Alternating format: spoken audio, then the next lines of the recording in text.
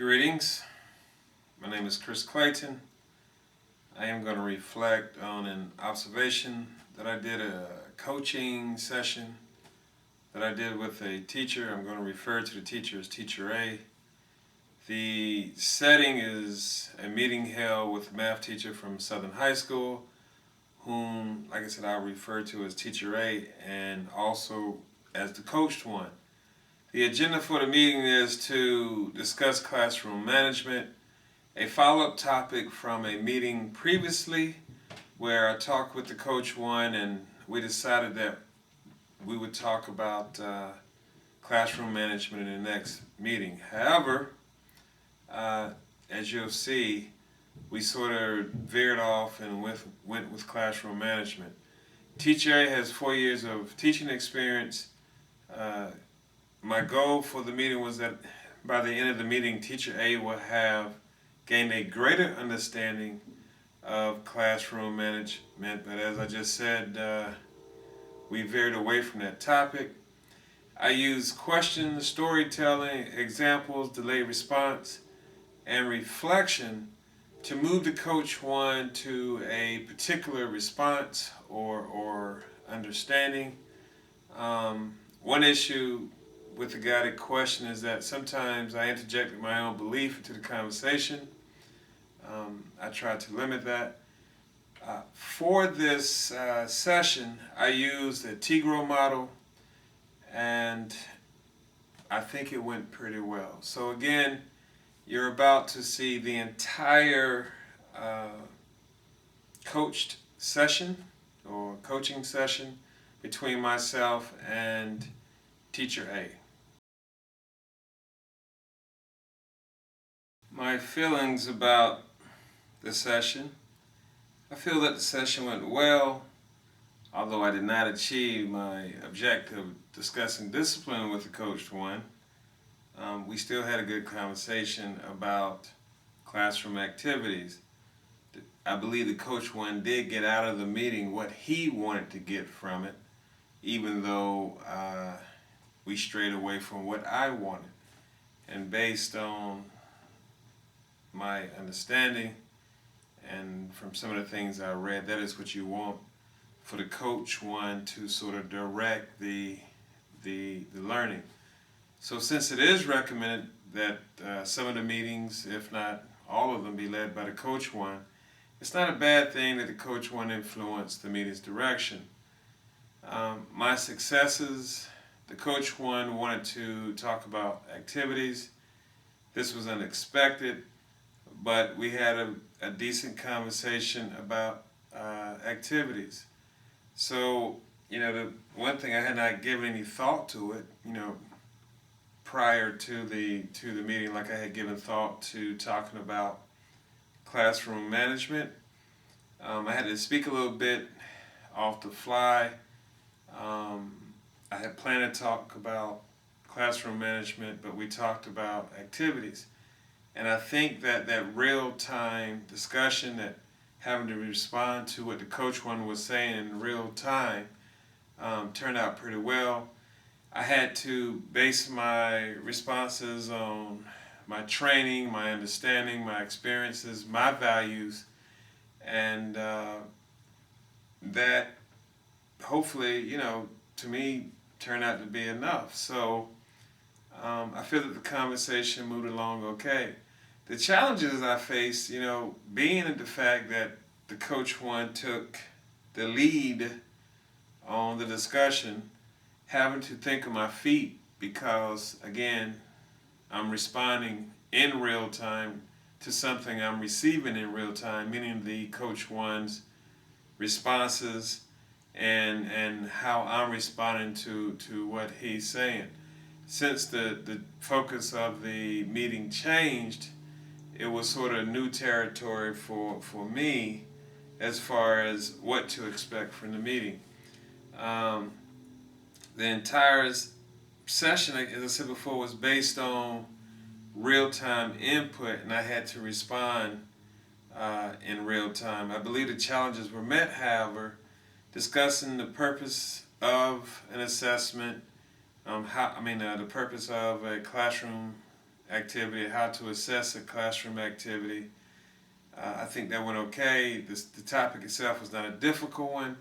However, I believe that, well, I can't really say, but I believe that the information that the coach one received would have been more, maybe not more valuable, but he would have received more if I had time to go back and think about what I was saying. But because things were happening in real time, he only got what came to mind at the time, what stood out immediately to me as being valuable information to share with the coach one. And again, those responses were coming from experience and training, and how what I felt the coach one would benefit most from hearing from me in response to what they were saying. So I was using his responses, his interest. He was taking control, and I was just, along with him, along for the ride with him, to make sure that it was beneficial from the standpoint of what he wanted to talk about was discussed.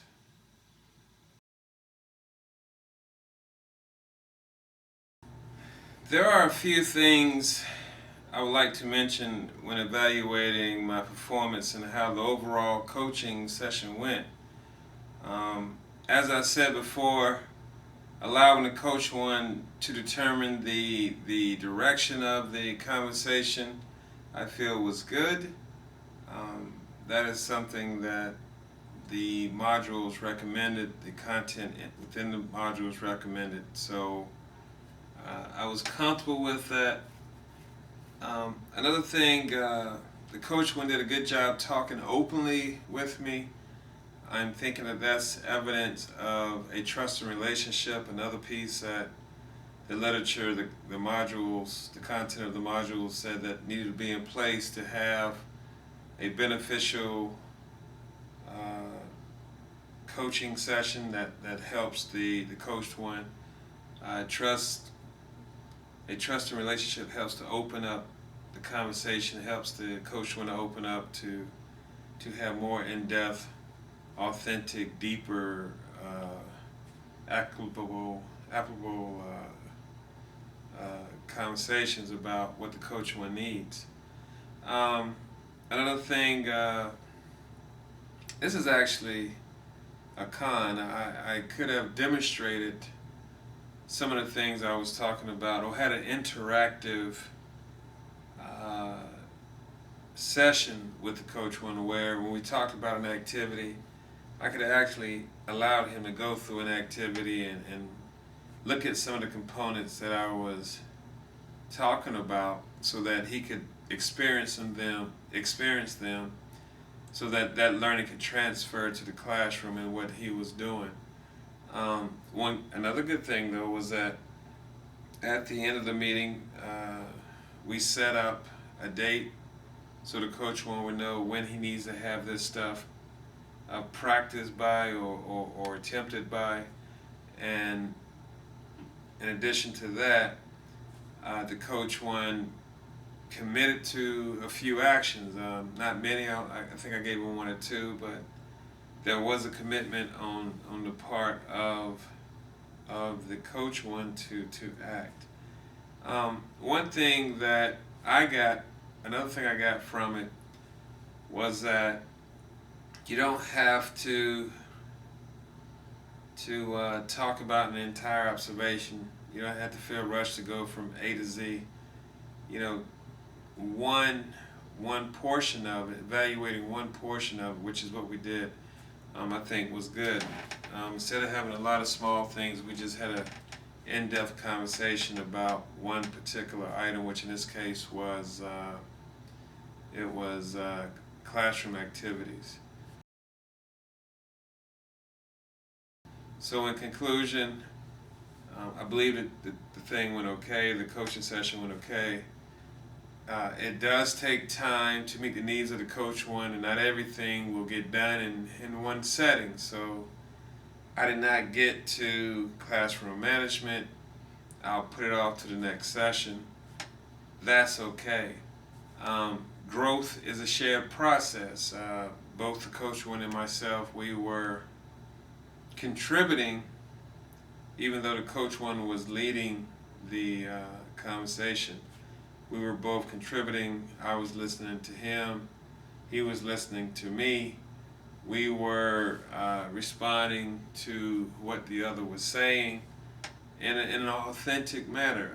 I think anybody who watches the session can see that we were really truly having a conversation about classroom activities, and I don't think there was any embarrassing moments that people try to hold back or water down the conversation by holding back some information that could have been discussed. I think the environment was very open, and because of that, I think that the coaching session was a much better session, better feedback, more beneficial for both the coach one and myself, learning from what was going on.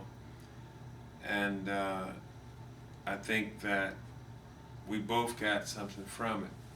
The coach one, another perspective about classroom activities, me, how to conduct some of the conversations with a coach one.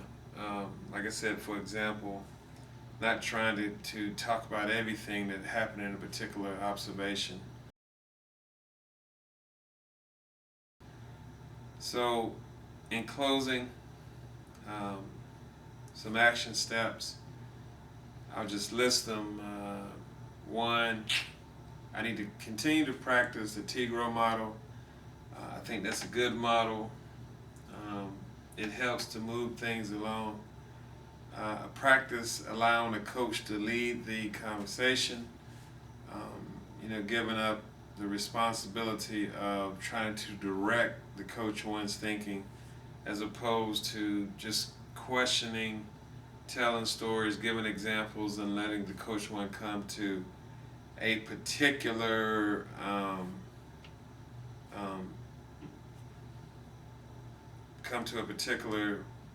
level of learning on their own or understanding on their own. And then finally, I should try to make these coaching sessions more interactive. They are interactive from a standpoint of exchange, verbal exchange, but again, as I said earlier, it would have been nice if the coach one could have gone through some activity which we did together, where he was experiencing and looking at the different components of a classroom activity, the purpose, what do you see, what should you be seeing, and then finally how to assess it. So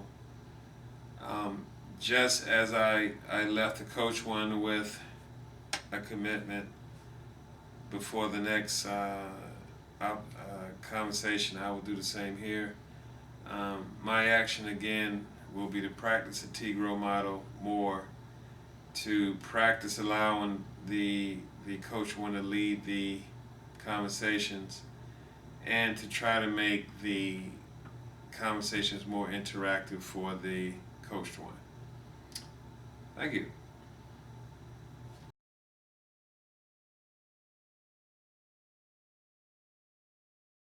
How you doing, sir? Good. How are you? Doing well, doing well. I had lunch duty, so Okay. I'm running a little behind. Appreciate you waiting on me. No problem. So what's going on? Nothing much. Just got done grading these papers. Oh, okay, let me see. Let me go through my notes. We met last time. We talked about, let me see, translations. Yes. Okay. And we talked about a few activities that you were going to implement. Mm-hmm. And then there were some student behavior things you wanted me to look at. Okay, well. All right, so tell me, what can I do for you today? Well, the kids are, I would say they're pretty much understanding the transformations of the different shapes on a coordinate grid. I want to implement some type of activity to confirm that they're actually retaining the knowledge that I'm teaching. I picked up some type of activity where it was given some artwork. It was some artwork where they had to draw their family shield using their names. So they use their name as a certain code, and this code provided to them gives them points on this grid. So they pretty much just follow the grid in order, make the point, draw a line. I use rulers and such that can have some straight edges. And So you want to talk about different activities, and this is one of the activities that you worked with. Let me ask you this: what was the objective of the activity? well, nothing fancy really, just to review the topics according to the transformations. To review the topics according to the transformation. So, Yes, so translations. how was it that you? How did you know if they achieved the objective?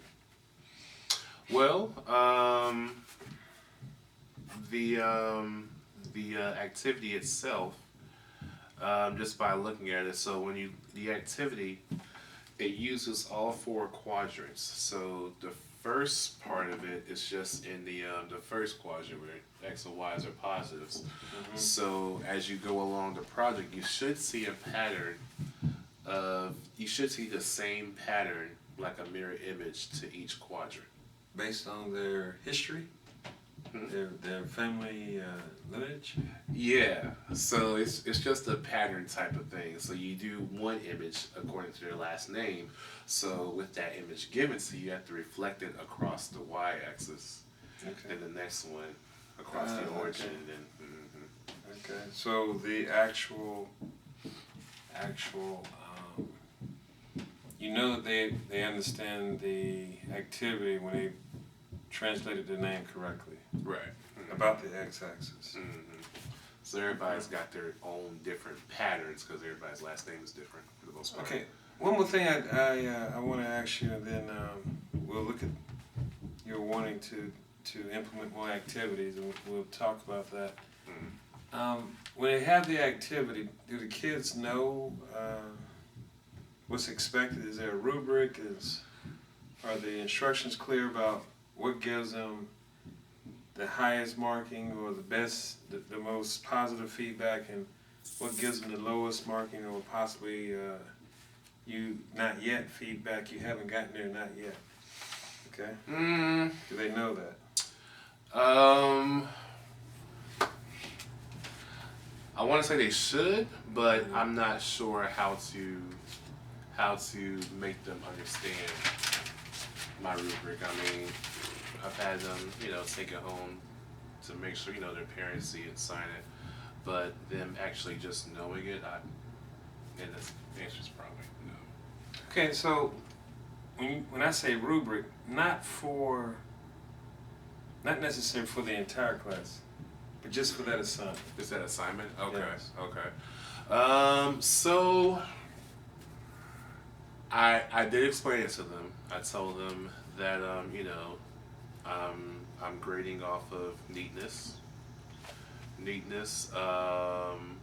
creativity. 'Cause I'm giving them crayons to color their family shield and whatnot, and of course accuracy as well. Okay, so accuracy, neatness, And creativity as far as creativity. That's a new word making a comeback. So, all right. So let's first of all, since you want to talk about activities in the classroom, let's let's look at what an activity is. And then and compare it to some of the activities that you've done, we'll reflect on some of the activities that you've done. And you could tell me if you think, what you've done is close to what an activity is. Okay, so first of all, every time you give an activity, what do you think goes into, what should be the first thing that you consider when you select an activity? I want to make sure that it definitely reviews the information that we've already done. I don't want to give an activity on something that I haven't taught before. So the purpose of my activities is just pretty much just to just to review what we've already learned. I want it to, and I'm measuring. I guess if you could say that, I'm measuring if they're retaining the information taught. So I want to, it's for my benefit. I give them a grade for it, but I want to know what can they do before the test. Okay,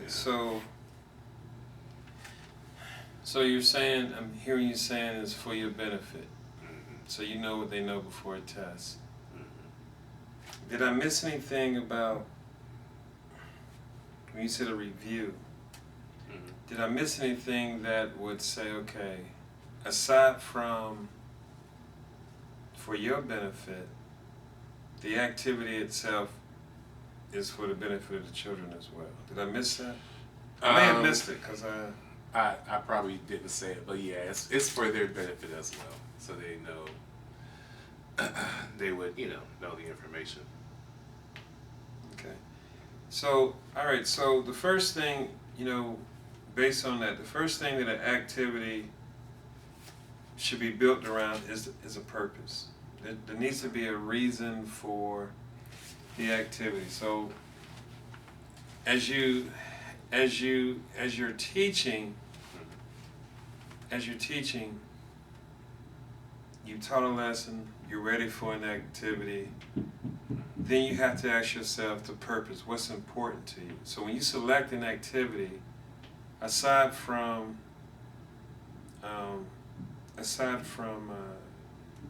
seeing what they've learned, what's important to you about the activities that you select? What's important? I mean, what's, aside from the purpose is they're going to learn this, or I'm going to see that they understand it, but what's important to you that needs to go into that activity?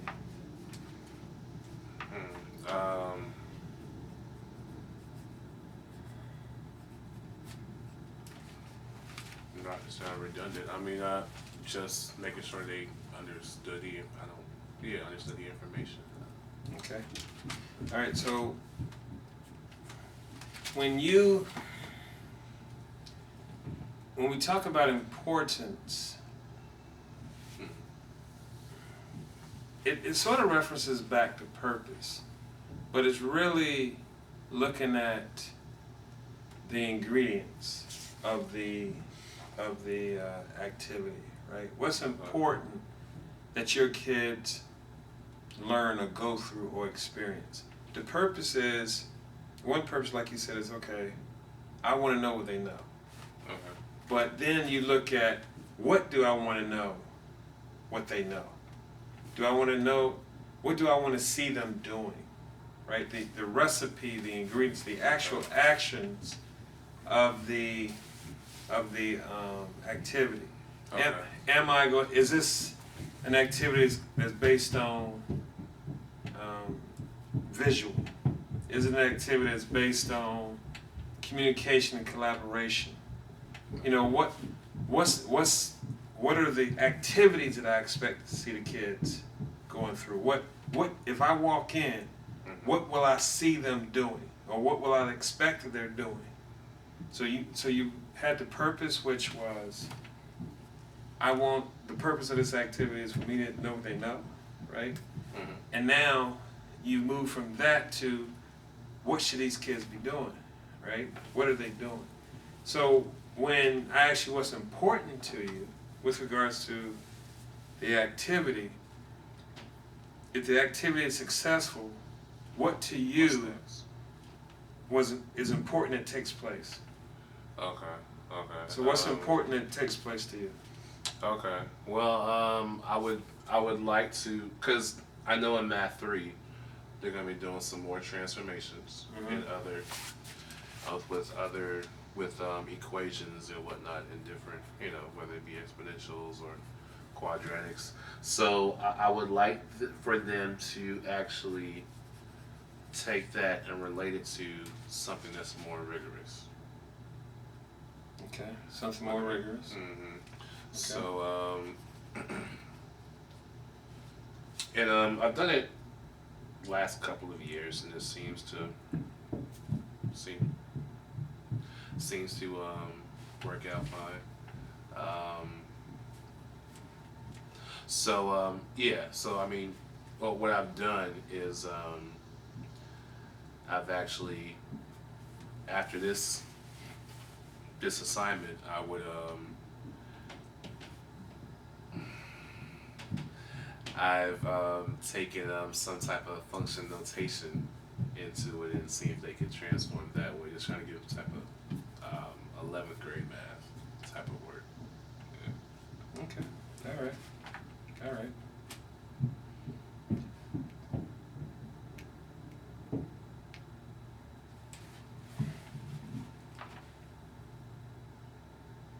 Okay, so, all right, so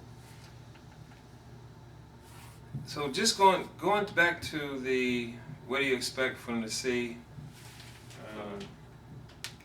I expect for them to be talking to each other. Okay. I expect for them to be able to work through the steps. I expect for them to be able to translate the name about the x-axis. I expect for them to be able to recognize when it's been translated. I expect for them to be able to determine which image is the resulting image, which is the original image. Okay.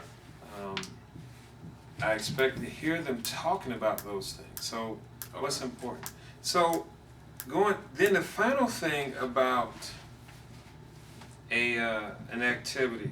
What do you think the final thing about an activity is? If you've had the purpose, you know what the thing is, what the purpose of the activity is, and you've looked at the recipe, the functions, the activities, the behaviors. What do you think the next piece of an activity is? The next piece.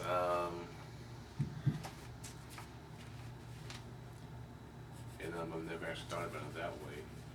But After that, what should the next piece?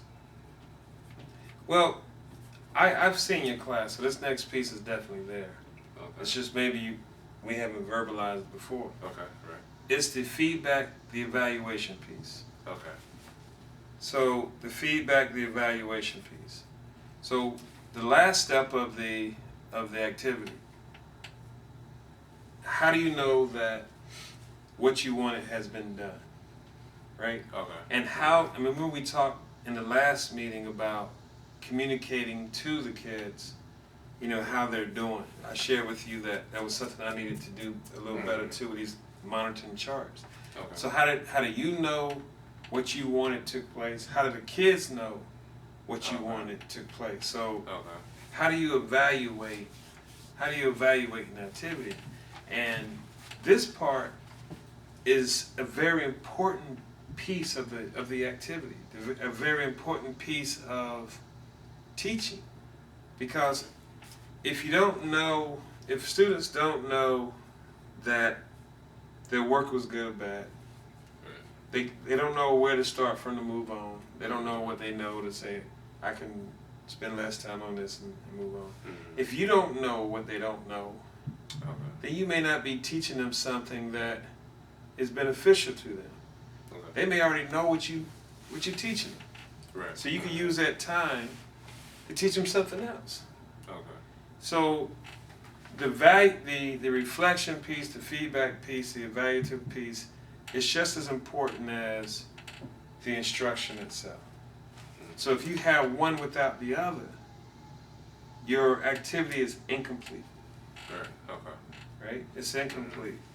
So you have to, and there are studies that have been done, man, that tell you that feedback is really important. In fact, the whole coaching piece that we're here now is feedback on the observation.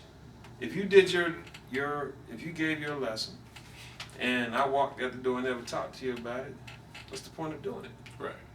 Right? Exactly. If I do this activity in your math class and you never talk to me about it, Right. what's the point of doing it? You give me a grade, and then going to the next thing, I know I got a 90, 80, 70, 60, 50.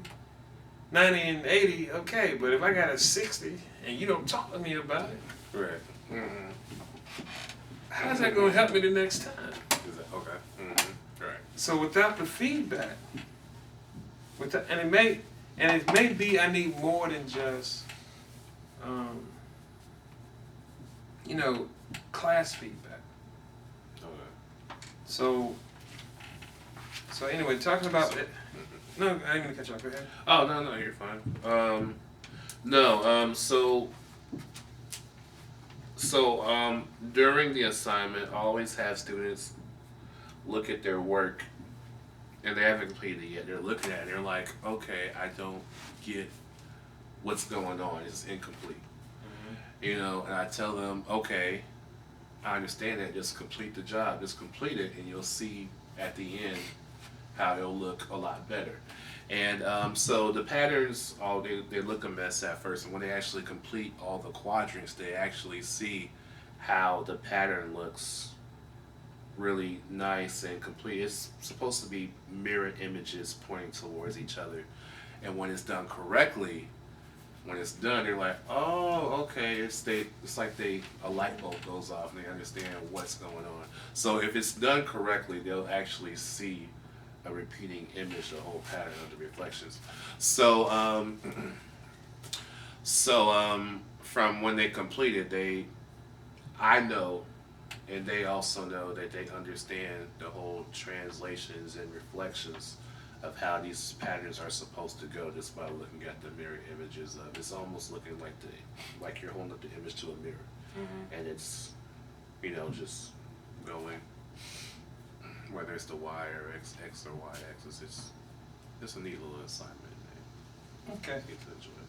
Okay. So we've had a little conversation about activities. You said you want to talk about more activities.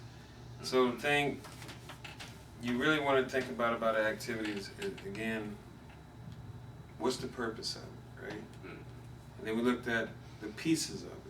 What's actually happening? What are you giving the kids to do? What are they doing? What are you doing? Right? How is everything connected in the classroom? And then we talked about the feedback, evaluation piece of it. And when you reflect on that conversation, is there anything that you pulled from that conversation? Good or bad? So on a good note, a lot of the kids are noticing that upon the a mirror image of an object is the same distance on the opposite side, and I tell them that throughout the class all the time. But when they actually do it for themselves, they actually see how maybe at one point when it's reflected by a certain axis, how it's the same distance, just like a mirror image is supposed to be. Usually, so I get a lot of that. A lot of the kids understand it that way. So, and then there's probably like one or two kids who just are not interested in it. They just want to get done with it, and they just draw some mess on there, and you can tell because nothing is. The whole objective is just they just bypass. It's like a mess. So when I say, what do you take from the conversation, good or bad? I'm talking about the conversation about activities. Okay. Is there anything when we talked about the purpose, the recipe, the evaluation, is anything that not necessarily new, but you see where, you know, this level or this section of it, I need to give it some thought, a little more thought than what I've been giving it. Okay. Of that conversation we just had, when you look at the purpose, have I been given enough purpose, thought about purpose? Have I been given enough thought about what I actually want the kids to do? Have I been given a thought about the evaluation, the feedback process? Is there anything of those three areas that, you know, you're thinking, you know, I can give that a little more thought? Okay. I guess definitely more feedback. Okay, feedback. I guess I would need to know how to make sure I'm doing that adequately. I mean, after you bring it up, maybe I'm lacking in giving them that feedback they need. Just besides, I mean, a grade, but just actually telling them, you know, if this is done right or wrong, and what needs to be done to clarify it. Okay. I think as far as the review, because a lot of the kids, when I do the assignments, it's just mostly all about visuals, watching me do this, watching me do stuff on the board. And of course, there's other kids who learn kinesthetically or orally that I'm not fulfilling. So this project, I feel like, actually connects with those kids who might not be a visual learner. Okay. All right. And also, you know, I'll put in there also verbal. So can we look at a goal, set a goal for you to look at before we meet next time? Okay. And set that goal around feedback. Okay. That when you set up your activity, your activity will have some way of giving feedback. Okay. And the thing about feedback is most valuable when given as close as possible to the activity itself. You know, if I give you some feedback on something you did 3 years ago, it's only valuable if you remember what you did 3 years ago, right? Mm-hmm. And then you got to remember what I'm talking about. So you want to give it back as quickly as possible. A lot of teachers, you know, they'll give a test back 3 weeks later. It shouldn't be any more than 7 days. Right. 3 weeks later, I don't know what the heck was going on with that test. Right. You know what I mean? Mm-hmm. It was like, dude, what's this? Was this from last year? Right.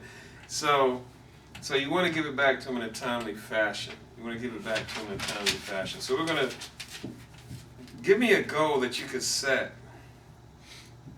before we meet again in 2 weeks with regards to feedback and an activity. A goal I can set with regards to feedback.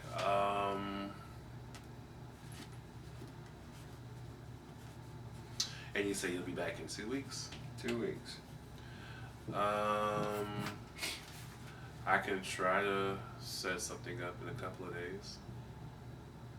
Okay, so now you know there's ways to do the feedback. There's a rubric. Okay, right. 2, there's a ticket out the door. Okay. 3, you can have a think, pair, share right before, you know, everybody. You can do a round robin. Okay. A round robin is, you can do it several ways. You can go to the person, what have you learned? And just go to each person, what have you learned? What have you done? You know, explain this, explain that. Just something that each person has to do. Okay. And you just go around the entire class. You know? Okay. Or you can do it the old-fashioned way. You could put everybody's paper on the board. You know, have them write it on a sheet of paper, stick them on the board, which I think I've seen you do before, and just have everybody walk around and draw little comments on their paper. Okay. That feedback's not coming from you, that's coming from them. I like that one. You know, you'd be like, hey, this would have been right if you tell them, just give them Right. feedback. This would have been right if you had done this. Right. And then you can give that back to the child. Mm-hmm. Now the only problem is your kid don't know what's going on. Your kid really gonna be confused. But you just let them know, hey, some of your students, your peers may know what they're talking about. Some of them may not know what they're talking about. But here's feedback from them. You have to evaluate the validity of what they're writing. But here's feedback. So the point is they get feedback, right? Or you can just have them come together and discuss each other's issues. And you manage the conversations. So there's ways that they get feedback on it. So our goal is you're going to have some sort of feedback piece, an activity with a feedback piece.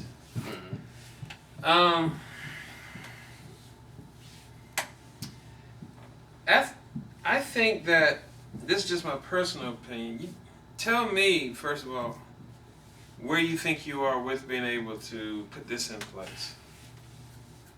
You think you're ready to go, or need to work on this first, or learn a little more about feedback? Where do you think you are? I probably need to work a little bit more on feedback. I mean, those were some good examples that I could see myself implementing in class. But I probably need to step back and try to think of how I'm going to make this, how I'm going to make it work for my students. How am I going to make it? You know, a beautiful place to go to find ways to do that. And I can send you some other resource material, but dude, if you go to the internet and just type in student feedback at the high school level for math, for whatever, I mean, you'll get a whole treasure trove of stuff. You can say, oh, I like that idea. Okay. So the internet, man, is a pretty cool resource for, researching those things and finding those things. And so I think an option for you to move forward would be once come to me if you want to. We could talk about, well, I just gave you a few examples, but we could talk again, do a little research on the internet about possible ways of providing feedback. And then also, you could talk with Maynard. She's you could talk with her, the chair. She's, Maynard, man, that is activity queen, let me tell you. Oh my gosh, have you ever, observed her class? No. Do you have a plan when she's teaching? Yeah. I suggest you go in there, Okay. just sitting there like a fly on the wall, and watch the magic happen, man. Okay. Watch the magic happen. Because I tell you one thing that's unfortunate that I've seen. We don't do enough on the hallway of just sitting in another person's class, just seeing what's going on. And that's a resource that is just being wasted, man. Everybody should go see Maynard. Everybody should go see Maynard. Everybody, she's no longer there, but there was a teacher, GT. Everybody should go see GT teach. The way I happen to be in her class because I didn't know I was there, but I've observed her once or twice. The way it flows, man, is incredible from start to finish. It's a different discipline, but still the mechanics of the teaching still very good. Oh, right, still very good. Is she out on Trey Wick? Yeah, but she's gone now. I didn't know that. Yeah, I just found it out because I'm doing the freshman academy thing. But the way her class flowed from start to finish, man, was crazy. It was crazy. It was beautiful, beautiful. Great teacher to go. It is what it is, though, man. So those are some options. The internet, observing teachers, specifically Miss Maynard. And then finally, is there anything that, I left out, that you would like to tack on? I know we talked about possibly talking about the classroom, the behavior piece we talked about, and some other things, but our session, our sessions are 30 minutes, and I don't mind staying longer, but I don't want to hold you any longer than necessary. But before we close, we'll save that piece. We'll save that piece for later. Is there anything else that you would like to talk about that we can go ahead and discuss? No, I think that'll be it. Okay. All right. So we talked about the translations. We talked about the activities. We talked about the activities. We're going to postpone the discussion about student behavior. You're going to implement a feedback piece in your activities. Into the feedback. And we talked about one thing that I just want to touch on a little bit more before we go, and that is rubrics. Okay.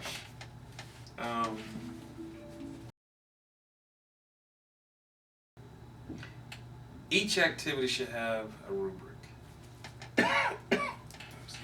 of some sort. Okay. So when you give your activity, the kids should know. Well, the rubrics serve 2 or 3 purposes. One, they'll know what's expected of them to get the grade they want. And then if they don't get the grade they want, they know why, right? They know exactly what they can go back and fix. The other is it organizes things so that kids can follow, check stuff off. Bam, bam, bam, I've done this, I've done this, I've done this. And it should improve the student artifacts that you get because they have a guide as to how to put it together for you. And then it helps you, the other thing, it helps you give feedback to them. You can see what they don't have. You can and say, look, this would have been this if this had taken place. Gotcha. Okay. So that's pretty much it for this session. Unless there's anything else, I'll see you in 2 weeks. All right. Okay. Stop Appreciate by. it. Yeah, my pleasure. My pleasure. I'll go ahead and go on to the next thing. All right. Have a nice one. You too.